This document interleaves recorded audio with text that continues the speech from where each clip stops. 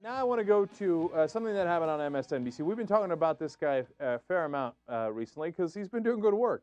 I'm really surprised by it, to be honest with you, but all the credit in the world to him. Dylan Ratigan, calling out the corporate guys who've captured the government as corporate communists, and he had Betsy McCaughey on. And do you know her? She's the one that came up with all the death panel nonsense. Oh yeah. You know, and how they were going to do euthanasia on senior citizens. Eviscerated exactly, like a few weeks ago. Exactly, right? And she's connected to the industry, and that's where she gets her funding. So God, how could she go back on TV after that? Because that's what she does, and she doesn't care. All she wants to do is confuse people, right? Because her job isn't to win the argument; it's to throw enough crap out there so some people get scared and they just lose some people. This is a perfect example of it. She's on with Anthony Weiner, Congressman Weiner from New York, on Dylan Ratigan's show, and all that Ratigan's trying to do is ask her, how do you do cost containment? Okay, you're against the public option. And I love this because I think the same thing. Okay, all right, you're against public option, but give me something. Tell me anything that does cost containment. Now, she's not interested in that because she's secretly getting money from the healthcare companies who don't want cost containment because then you're containing their profits, right? So, or in a matter of speaking, of course, that money eventually gets funneled to them. So all she's going to do is try to distract and fearmonger. It's an interesting couple of minutes of television. Okay, let's watch because Ratigan does not let her get away with it. Here we go. You are missing the major issue. The major issue is that these bills are a medical assault on seniors. Covering the uninsured is an important goal. I want to talk about. No, I want to talk about that. We're going to run out of time. No, seniors need to know what's going to happen. And I'm going to do that. But first, I want to address. I agree with you, but I want to address the cost issue first. How do you reconcile the fact that health insurance companies have an antitrust exemption right now? You've got 80 or 90% of the market in a lot of states in this country that have only one provider, so there's no competition. You've got an effort by Ron Wyden, Olympia Snow, others trying to create real choice for all of us to participate in exchanges, and the Senate can't even bring that sort of thing to a vote. How do you manage for cost? Yes, Forget the public option.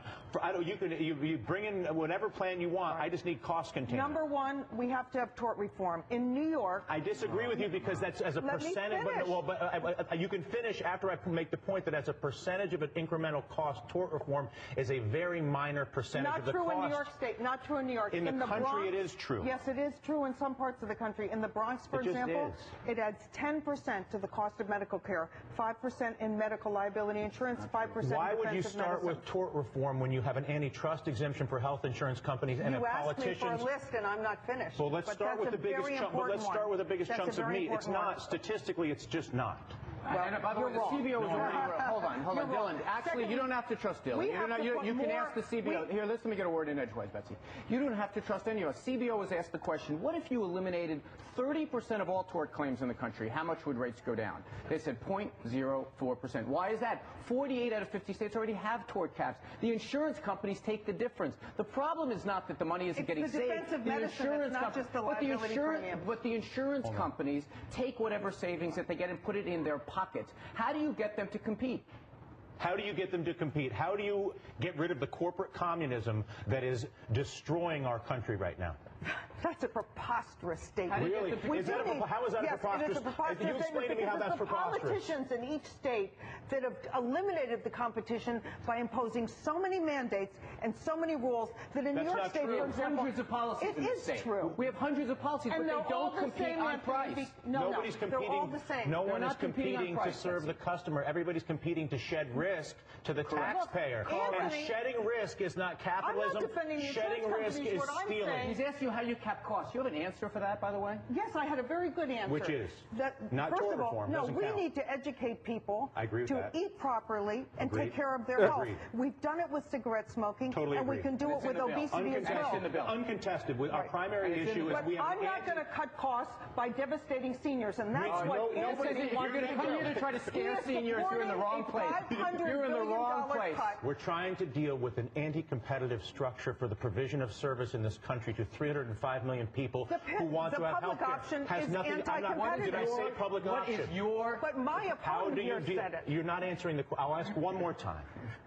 It's a silly question because it's not the big issue. The elephant in the room here is that all these bills are devastating care for seniors, and the Baucus bill is the deadliest of all. You want to scare seniors because that's your business. But Dylan's provide cost and quality guidelines that will tie the hands of doctors. So let's talk about seniors. I'm going to make the point to the audience that you did not acknowledge or deliver an answer to my question. You're not a very fair moderator. Well, you're not a very fair answerer. So there you go. Okay, takes one to know one. But let's deal with your issue of seniors. But I do want to make the point that you were unable to answer the question of restoring competition and choice. I love that. I just want to make a point to the audience that you did not answer the question. To be fair, she did. She said tort reform, which is 0.04% of the cost, as Wiener pointed out. He came in with facts. Now, that's not fair when you're arguing with Betsy. She's not arguing based on facts, right? And she said eat right. Those were her two answers for cost containment. And at the end, when she was absolutely stuck because he asked the question 4 times, she said, oh, that's not really the major issue. Cost containment is not a major issue in healthcare reform? You don't even want to hear what my solution is. Oh, boy, here we go. Nationalize every one of the health insurance companies. Nationalize them. Straight out going, yeah, you know what? That apparatus, because it's like, it's something almost akin, and he said, communist, corporate communism. It's like the apparatchiks in the Soviet Union in the 70s and the 80s. You have a couple people who control the levers of resources, and they just suck everything of value out of it. And you're screwed if you're at the bottom of it. And they're only in that position not because they actually know anything, but because they, played the little court politics games and the corporation rose up. Now, you're saying the first part about nationalize it all because it's already been taken over. It's just not by us. They're not giving you health care.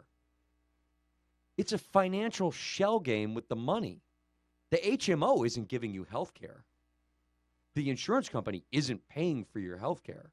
I mean, they're not giving it to you. It's how the money is allocated and resourced. And if you think, okay, like let's say this is health care, and here's all the money you put into it at the top, and here's this little drip of medicine that comes out to the bottom, and there's all this water still in here that's being paid to, the head of the company. Like one of those guys, makes something like $100,000 an hour? Yeah, one of the companies. One of them has already made $750 million. I mean, it's insane.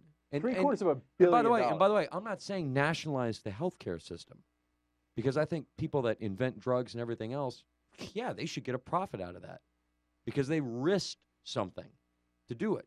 But the health insurance companies aren't. They've seized it. They've got control of it. I mean, so when you say nationalize the healthcare industry, healthcare insurance, I take their damn businesses away from them. So you're just saying single payer? Yeah, and that's perfectly normal solution that, of course, in Washington is considered verboten, not even close. They didn't even consider it. We live in strange times where people can't see what's right in front of their face. Now, the thing is, I'm not in favor of single payer, okay, because I'm not sure. That's why I like the public option, because it injects more competition, and I want to see how the government does versus private industry, right? But the problem is, why not just take all the workers in the insurance companies and say, hey, man, we'll pay you a living wage and benefits. We know you know what you're doing. You're going to keep working for the company, but we're going to control it, and it's not going to be run for huge profit. And your boss down the corner who works 2 hours a day isn't going to get paid $20 million a year. Mm-hmm. And I hear you on that. See, the thing is, I think that's almost a radical solution. Not almost, it is a radical solution. It's a very radical solution. Yeah. Now, the reason why I'm even entertaining it, or we're having this conversation, is because what we have now is radical. It's radical in the opposite direction, okay? It's been set up so that the government's already gotten into it, but only to help the corporations. Every single thing helps to limit competition. I mean, that's what that debate was about. Dylan Ratigan keeps saying, I'm a goddamn capitalist. Give me competition.